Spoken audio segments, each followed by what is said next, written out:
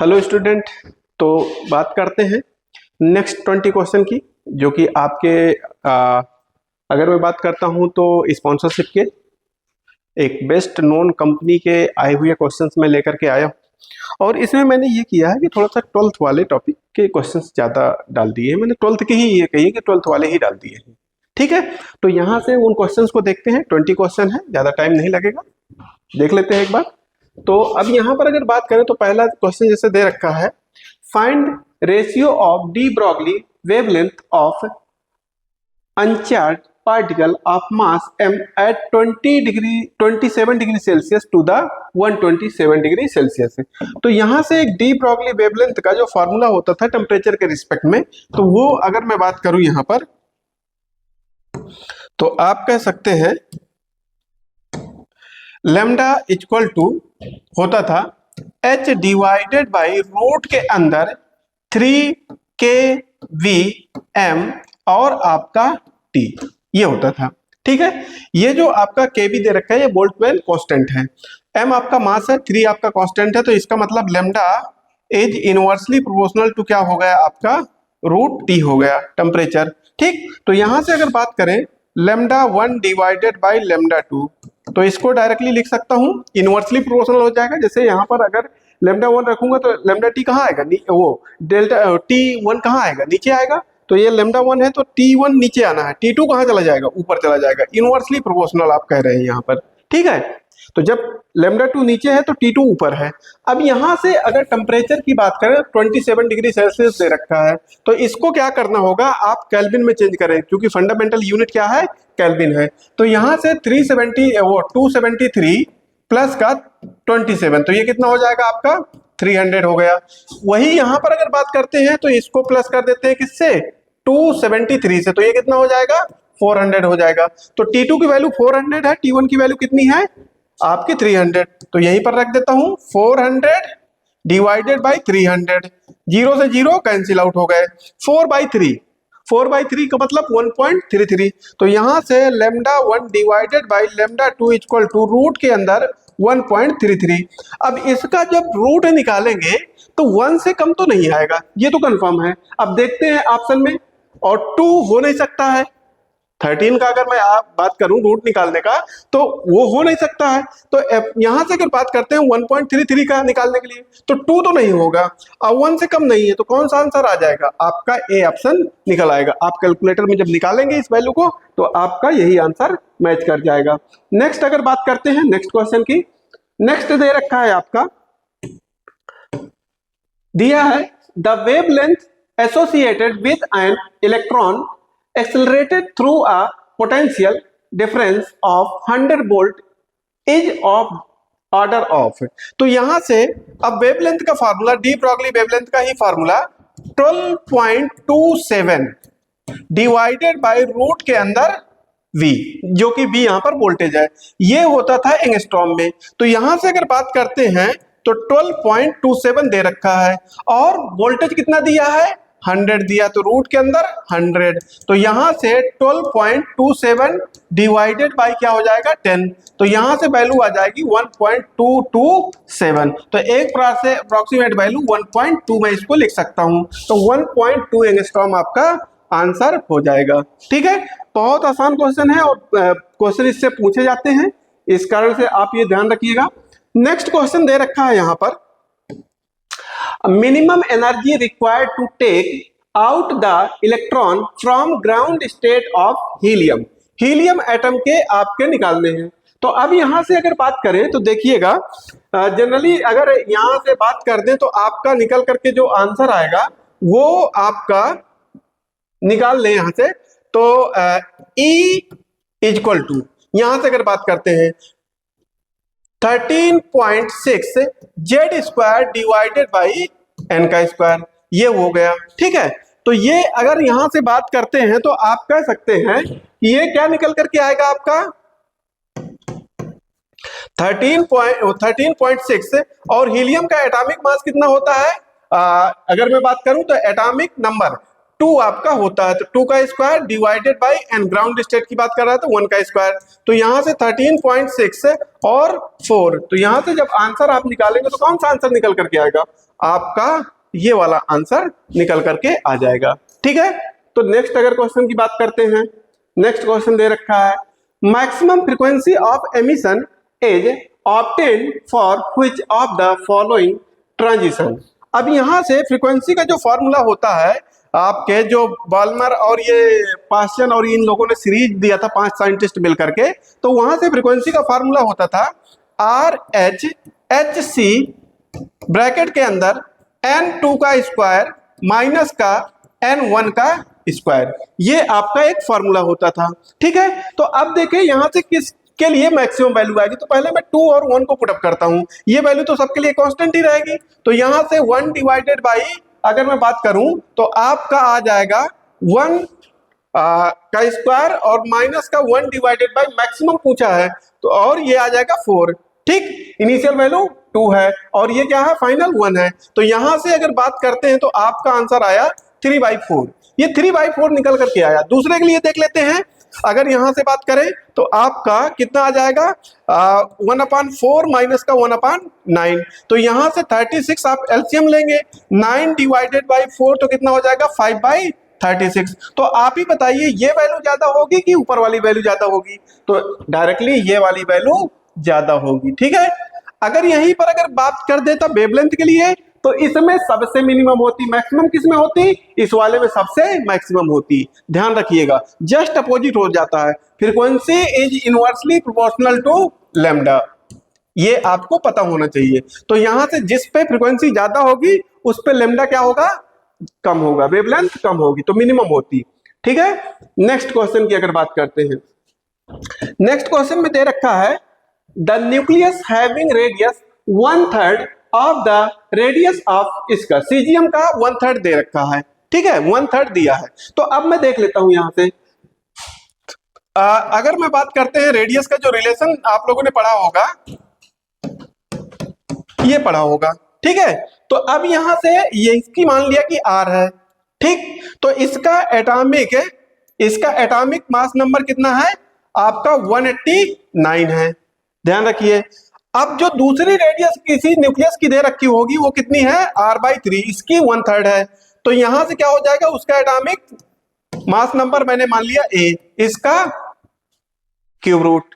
ठीक, अब यहां से अगर बात करें तो आपका r से r कट गया, 3 ऊपर चला गया, ये क्या हो जाएगा 189 डिवाइडेड बाई a का 1/3।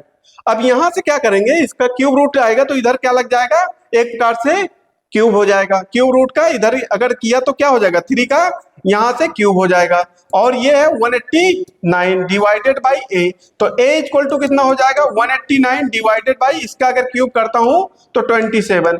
अब 27 से काटूंगा तो ये 7 टाइम्स कट जाएगा, तो एटॉमिक मास कितना आ गया, 7 आ गया। और एटॉमिक मास किसका 7 दे रखा है, लिथियम का दे रखा है, तो वो कौन सा न्यूक्लियस है, लिथियम है। ठीक है, नेक्स्ट क्वेश्चन में अगर बात करते हैं, a sample having half life period 3.8 days, after how many days the sample will becomes इतना। तो अब यहां से डायरेक्टली क्वेश्चन आप कह सकते हैं, फॉर्मूला आप लोगों ने पढ़ा होगा n equal to n naught और यहां से 1/2 की पावर n, ये पढ़ा होगा। n जहां पर नंबर ऑफ हाफ लाइफ है, तो ये कितना कह रखा है 1/8 है।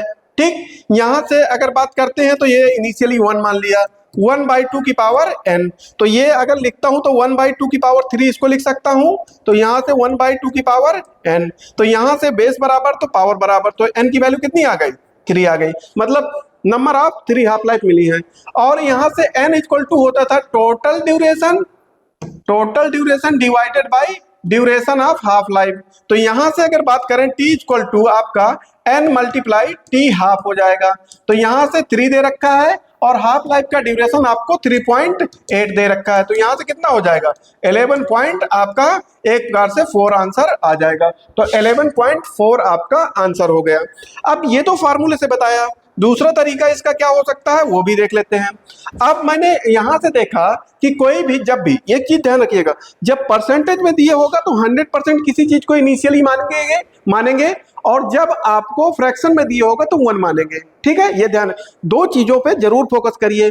क्या जब आपको परसेंटेज में दिया होगा तो 100 मानेंगे, अगर आपको फ्रैक्शन में दिए होगा तो 1 मानेंगे। ठीक, तो इनिशियल वैल्यू मैंने क्या मान लिया कि 1 है। ठीक है, 1 का हाफ, ठीक है, अगला इसका हाफ 1/4 और इसका हाफ 1/8, यही तो कह रखा है कि 1/8 बचा हुआ है। तो यहां से ये कितना हो गया 3.8, ये कितना हो गया 3.8, ये कितना हो गया 3.8। जब अपने का कोई भी सब्सटेंस आधा बचता है, जब कोई भी सब्सटेंस अपने का आधा बचता है तो वो ड्यूरेशन कहलाता है आपका हाफ लाइफ। तो इन तीनों को अगर मैं जोड़ देता हूं तो यहां से वैल्यू कितनी मिल जाएगी मुझे, यही 11.4 मिल जाएगी। ठीक है, तो ये ध्यान रखिएगा। नेक्स्ट क्वेश्चन की अगर बात करें, नेक्स्ट क्वेश्चन दे रखा है to obtain P type germanium semiconductor it should be doped with. अब यहां से दो प्रकार की डोपिंग होती है, अगर यहां से ध्यान दें तो दो प्रकार की डोपिंग होती है। एक होती है आपकी पेंटावैलेंट, ठीक है, एक पेंटावैलेंट हो गई, और एक आपकी होती है ट्राईवैलेंट। ठीक है, ट्राईवैलेंट में अगर बात करते हैं तो आप ये जनरली इसमें फास्फोरस की बात करते हैं, और इसमें अगर बात करें तो एल्युमिनियम की बात करते हैं। तो जो भी एल्युमिनियम ग्रुप का एलिमेंट दिए होगा वही डोपिंग करेंगे, क्योंकि यहां पर क्या है पॉजिटिव टाइप, ये ध्यान रखिएगा। तो पॉजिटिव टाइप के लिए अगर मैं कहता हूं ये जर्मेनियम लिया, जर्मेनियम के आउटर सेल्स में आपके कितने इलेक्ट्रॉन होते हैं 4 इलेक्ट्रॉन, और मैं यहाँ पर इम्प्योरिटी मिला दिया आपके एल्युमिनियम, एग्जांपल के तौर पर मैं ले रहा हूं एल्युमिनियम मिला दिया, और इसके आउटर सेल्स में 3 इलेक्ट्रॉन होते हैं। तो अब समझिएगा यहां से जो होगा 3 इलेक्ट्रॉन ने क्या कर लिया आपका बॉन्डिंग कर लिया। अब एक इलेक्ट्रॉन यहां पर फ्री है और ऑक्टेट इसका भी नहीं पूरा हुआ और ऑक्टेट इसका भी नहीं पूरा हुआ, तो ये धीरे से इधर की तरफ मूव ऑन करके जाएगा। तो यहां पर क्या हो जाएगा होल जनरेट हो जाएगा, और होल को क्या कहते हैं पॉजिटिव। तो ये आपका पॉजिटिव टाइप मतलब पी टाइप का सेमीकंडक्टर बनेगा। ठीक है, तो ये पी टाइप का, जब आप ट्राईवैलेंट इम्प्योरिटी मिला रहे हैं तो ट्राईवैलेंट इम्प्योरिटी जो होती है आपकी एंडियम होती है, ये आपके बेरिलियम ग्रुप का एलिमेंट होता है। इसके जो आउटर सेल्स में होते हैं 3 इलेक्ट्रॉन होते हैं। ठीक है, तो इसका मतलब ये वाला आपका सही हो जाएगा। ठीक, नेक्स्ट क्वेश्चन की अगर बात करते हैं,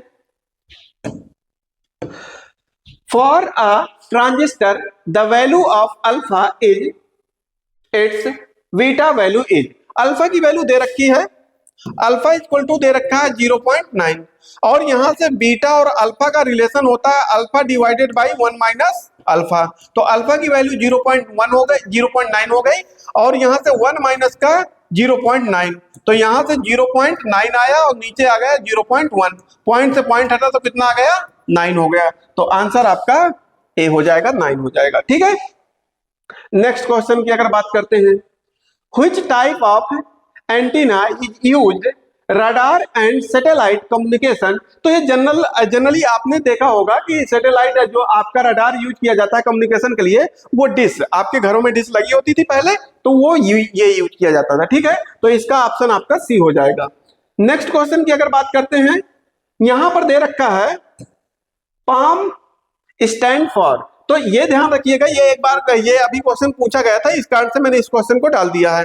यहां से ये इसका फुल फॉर्म होगा pulse amplitude modulation, pulse amplitude modulation, ये ध्यान रखिएगा, ये इसका स्टेटमेंट सही हो जाएगा, फुल फॉर्म।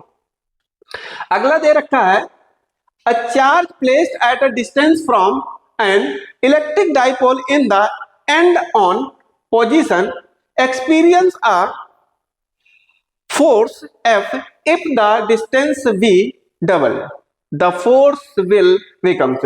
तो अब देखिएगा यहां पर जनरली क्या होती है कि ये ज्यादातर लोगों ने गलत क्वेश्चन कर दिया। बहुत आसान क्वेश्चन था और बहुत लोगों को आता भी था, बट गलत हो गया। ठीक है, तो यहां से क्वेश्चन कैसे, ये इसमें ध्यान रखिएगा, आप इलेक्ट्रिक फील्ड पहले निकालिए, किसके लिए, डाइपोल के लिए। कहां पर? उसके एक्सिस पे, कहीं एक्सिस पे r डिस्टेंस पर। तो जब आप डाइपोल के लिए इलेक्ट्रिक फील्ड निकालते थे उसके एक्सिस पर, तो आपका फॉर्मूला आ जाता था 1/4 pi epsilon not 2p divided by r cube, ये आता था। ठीक है, अब यहां से f निकालना है तो f इक्वल टू क्या हो जाता है? QE हो जाता है। ठीक, तो आप यहां से क्या करेंगे? Q की वैल्यू रख दीजिए और यहां से 1/4 पाई एप्सिलॉन नॉट और 2p divided by r cube रख दीजिए। तो ये आपका ये हो गया। f डैश अगर मुझे निकालना है तो f डैश q तो वही रहेगा और ब्रैकेट के अंदर 1/4 पाई एप्सिलॉन नॉट वही रहेगा, 2p वही रहेगा और यहां से क्या हो जाएगा? आपका जो डिस्टेंस है वो दुगनी कर दे रहा है तो 2r का क्यूब हो जाएगा। तो 2r का क्यूब, अगर 2 का क्यूब निकालूंगा तो एक प्रकार से क्या निकल करके आएगा आपका? तो f डैश 1/8 बाहर निकाल लिया और q आपका मल्टीप्लाई 2p डिवाइडेड बाई क्या होगा? 4 पाई एप्सिलॉन नॉट r क्यूब। यही क्या लिखा हुआ है? p लिखा हुआ है। तो f डैश की वैल्यू कितनी हो गई? f/8 हो गई। इसमें ज्यादातर लोगों ने ये वाले को टिक किया था, तो इसका मतलब आपको डाइपोल से कोई मतलब ही नहीं था। ठीक है, तो ये गलती नहीं करना है। डाइपोल लिखा हुआ है, अगर दो चार्ज को प्लेस किया होता विद सेपरेशन r तो आप वो वाला फॉर्मूला लगाते f equal to 1/4 pi epsilon naught q1 q2 divided by r square, तो वहां से आपका f/4 होता। ये जरूर आपको ध्यान रखना है। यहां पर डाइपोल वर्ड यूज किया है, इस कारण से इसमें जो फॉर्मूला लगेगा वो ये वाला फॉर्मूला लगेगा। ठीक है, आसान क्वेश्चन था पर ज्यादातर लोगों का ये क्वेश्चन गलत हुआ था, यही ध्यान न देने के कारण। यहां पर अगर बात करते हैं the ratio of the gravitational and the electrostatic force, अब ध्यान रखिएगा ग्रेविटेशनल फोर्स ऊपर दे रखा है, ध्यान रखें ग्रेविटेशनल फोर्स आपका ऊपर दे रखा है और इलेक्ट्रोस्टैटिक फोर्स आपका नीचे दे रखा है। ग्रेविटेशनल फोर्स GMEM या M1 M2 divided by r square, ये हो गया। और यहां से इसकी अगर बात करते हैं तो K Q1 Q2 divided by r square, r square से r स्क्वायर कट जाएगा। यहां से g की वैल्यू 6.67 × 10⁻11 और आपने क्या कर दिया? एक इलेक्ट्रॉन और एक प्रोटॉन, ध्यान रखिएगा। तो इलेक्ट्रॉन का मास 9.1 × 10⁻31। क्योंकि आप क्या, ग्रेविटेशनल फोर्स क्या होता है? अट्रैक्टिव फोर्स होता है, तो यहां पर भी आपको वही रखना पड़ेगा, ध्यान रखिए, तभी अट्रैक्शन की बात कर सकते हैं, क्योंकि यहां पर भी अट्रैक्टिव नेचर ही होना चाहिए। तो जब इलेक्ट्रॉन और प्रोटॉन प्लेस करवाएंगे तभी क्या होगा? अट्रैक्टिव नेचर होगा। तो यहां से 1.67 × 10⁻27 और यहां से अगर बात करते हैं तो आपने क्या रख दिया?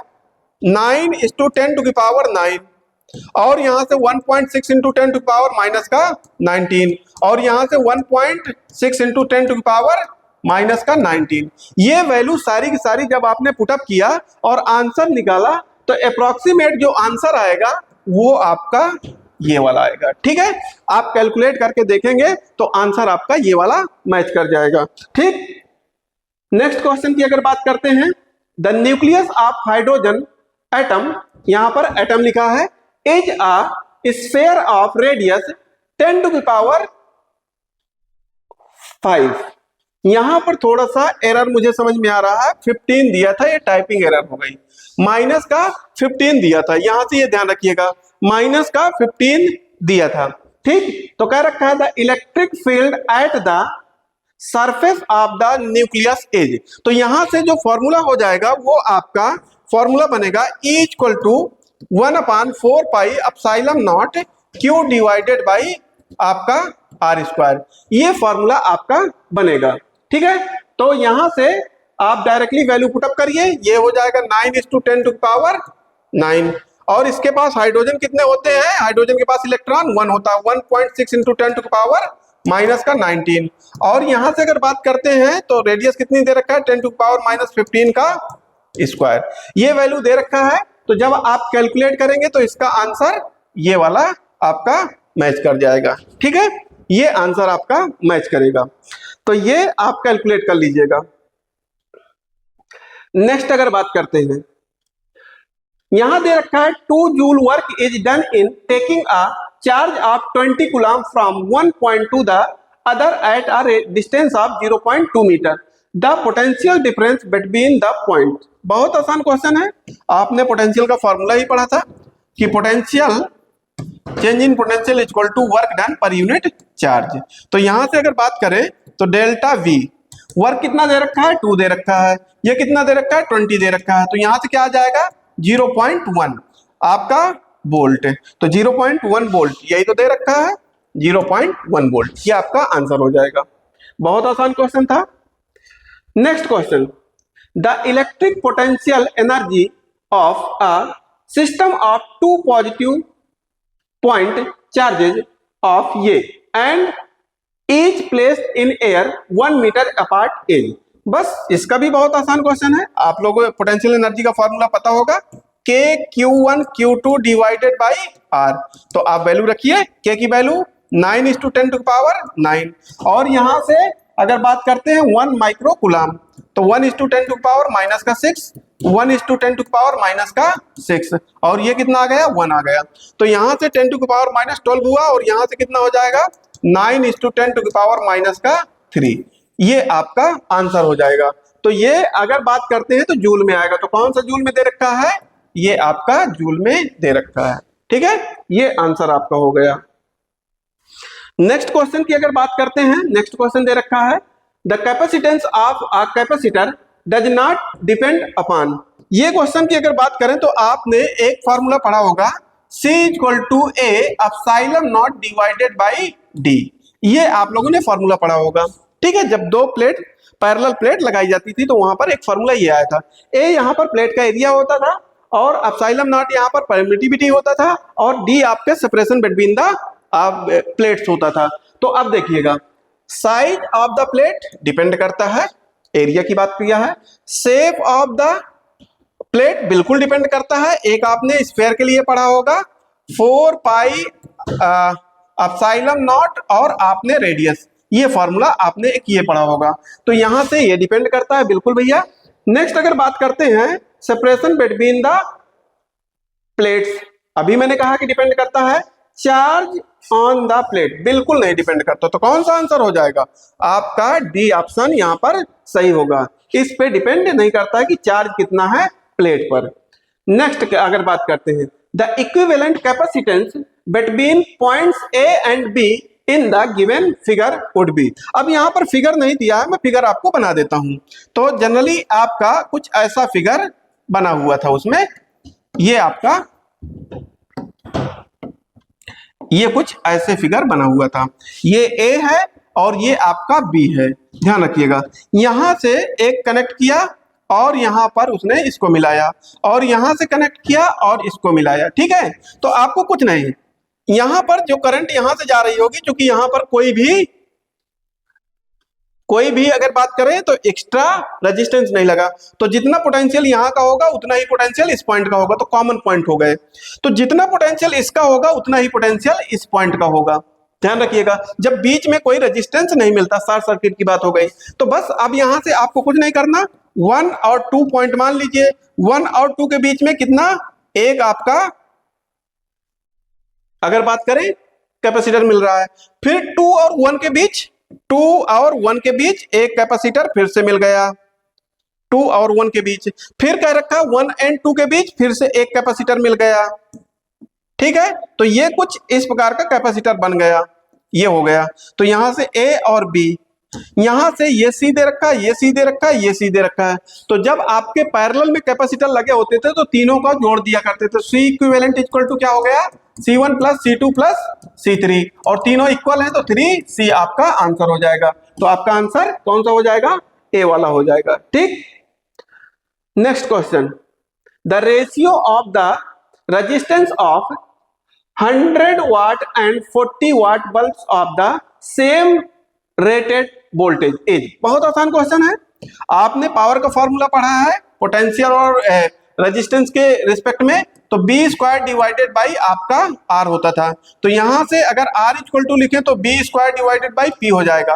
तो बस यहां से R1 divided by R2 potential same है, तो P2 डिवाइडेड बाई क्या हो जाएगा, P1 हो जाएगा। देखिए R के इनवर्सली प्रोपोर्शनल है। ठीक, तो आपने यहां पर क्या रखा, R1 डिवाइडेड बाई R2 और यहां पर P2 की वैल्यू कितनी दे रखी है, 40 दे रखी है, और P1 की वैल्यू कितनी दे रखी है, 100 दे रखी है। यहां से एक जीरो 2 से काटा, 5 से काटा, तो कितना आ गया, 2:5 आपका आंसर हो जाएगा। तो 2:5 आपका आंसर हो गया।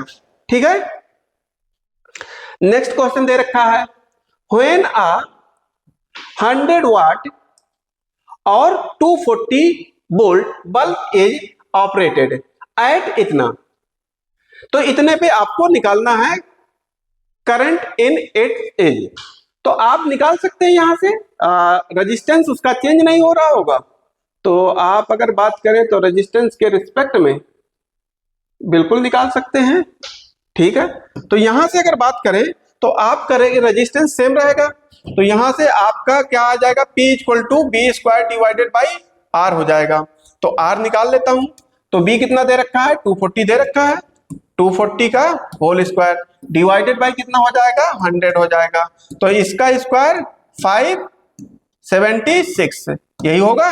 ठीक है, 00 डिवाइडेड बाई कितना, 100, तो यहां से ये तो R की वैल्यू कितनी आ गई, 576 ओम, ये आ गई। और यहां से क्या करना है, V = IR, ये कह सकते हैं। तो यहां से I निकालना है, तो I = क्या हो जाएगा, 200 डिवाइडेड बाई 576।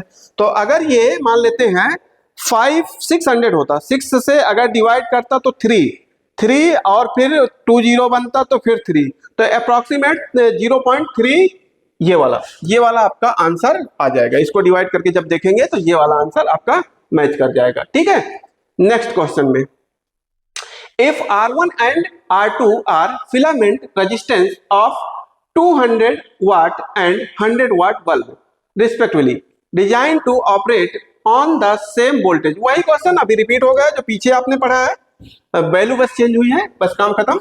यहां से अभी मैंने पढ़ा था कि P = क्या होता है, B² divided by R, same यहां पर दे रखा है, सेम वोल्टेज की बात किया है, तो मतलब B सेम है। तो यहां से कह सकते हैं R1 divided by R2 = P2 divided by P1, ये कह सकते हैं। तो R1 डिवाइडेड बाई R2, यहां से P2 की वैल्यू कितनी है, बाद में कौन सा दे रखा है, 100 दे रखा है, पहले कौन सा दे रखा था, आपका 200 दे रखा था। ठीक है, यहां से ये काट दिया। तो अब देखिएगा R2 = अगर क्रॉस प्रोडक्ट करते हैं, R2 = 2R1, ये है, यही रिलेशन आपका मैच कर रहा है, तो इसका बी ऑप्शन सही हो जाएगा। तो ये आपके कुछ स्पॉन्सरशिप के आए हुए क्वेश्चन थे जिनको मैंने कराया।